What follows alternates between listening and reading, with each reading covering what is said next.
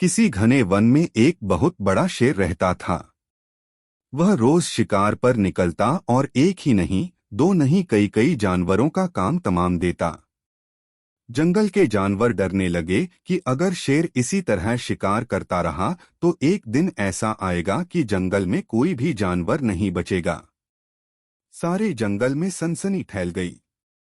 शेर को रोकने के लिए कोई न कोई उपाय करना जरूरी था। एक दिन जंगल के सारे जानवर इकट्ठा हुए और इस प्रश्न पर विचार करने लगे। अंत में उन्होंने तय किया कि वे सब शेर के पास जाकर उनसे इस बारे में बात करें।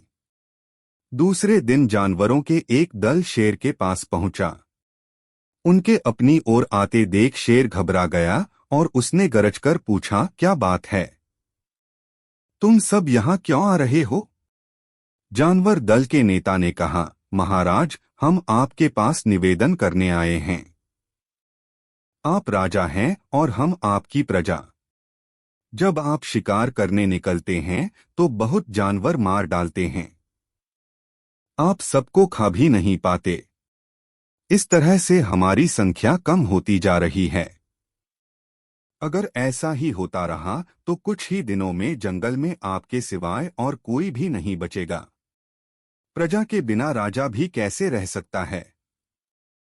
यदि हम सभी मर जाएंगे तो आप भी राजा नहीं रहेंगे। हम चाहते हैं कि आप सदा हमारे राजा बने रहें। आपसे हमारी विनती है कि आप अपने घर पर ही रहा करें। हर रोज स्वयं आपके खाने के लिए एक जानवर भेज दिया करेंगे। इस तरह से राजा और प्रजा दोनों ही चैन से रह सकेंगे। शेर को लगा कि जानवरों की बात में सच्चाई है। उसने पल भर सोचा, फिर बोला, अच्छी बात है, मैं तुम्हारे सुझाव को मान लेता हूं। लेकिन याद रखना, अगर किसी भी दिन तुमने मेरे खाने के लिए पूरा भोजन नहीं भेजा तो मैं जितने जानवर चाहूंगा मार डालूंगा। जानवरों के पास तो और कोई चारा नहीं। इसलिए उन्होंने शेर की शर्त मान ली और अपने अपने घर चले गए।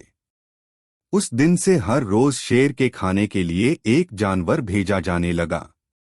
इसके लिए जंगल में रहने वाले सब जानवरों में से एक एक जानवर बारी बारी से चुना जाता था। कुछ दिन बाद खरगोशों की बारी भी आ गई। शेर के भोजन के लिए एक नन्हे से खरगोश को चुना गया।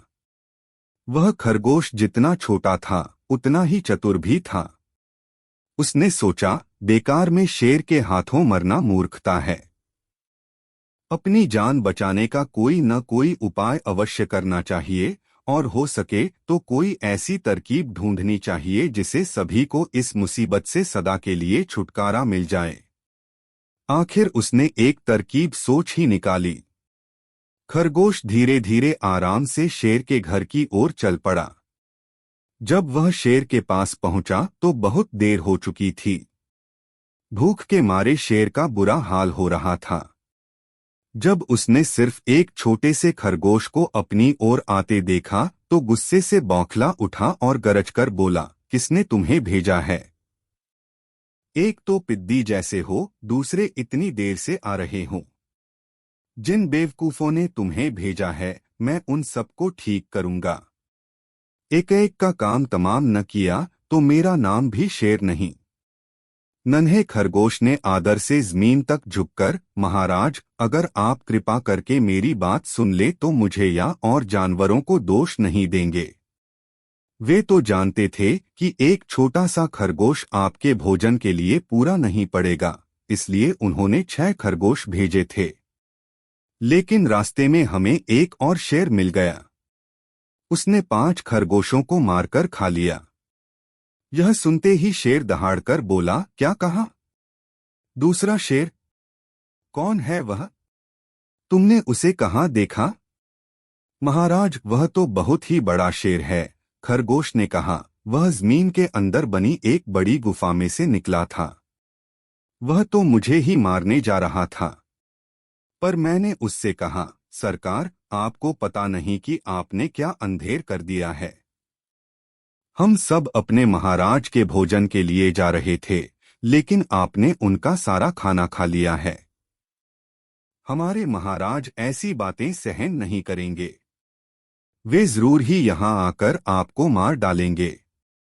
इस पर उसने पूछा, कौन है तुम्हारा राजा? मैंने जवाब दिया, हमारा राजा जंगल का सबसे बड़ा शेर है।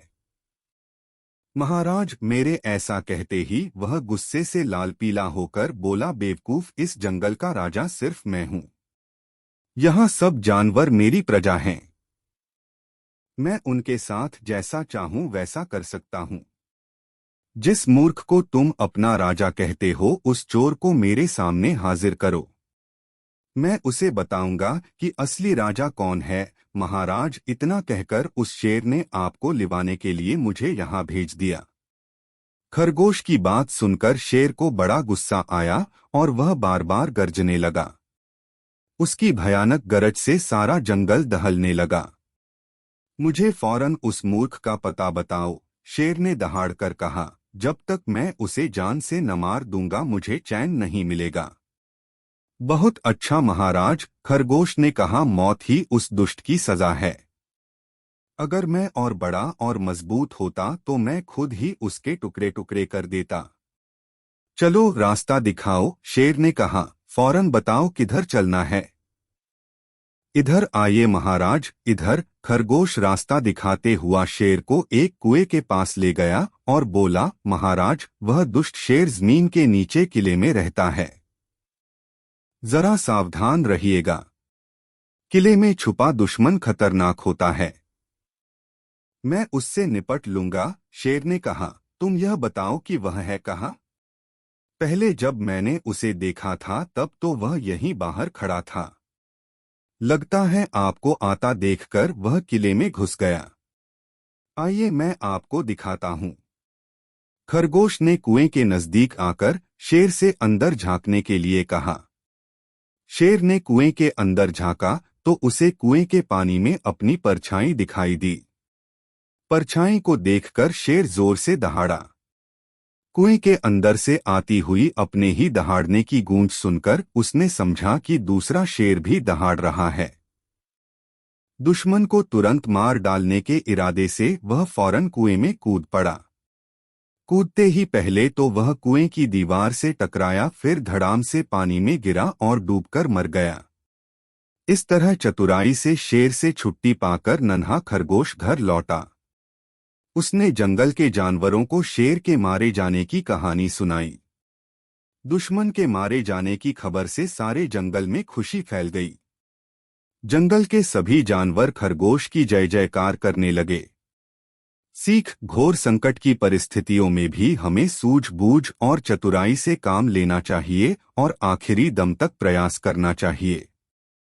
सूझबूझ और चतुराई से काम लेकर हम भयंकर संकट से उबर सकते हैं और बड़े से बड़े शक्तिशाली शत्रु को भी पराजित कर सकते हैं।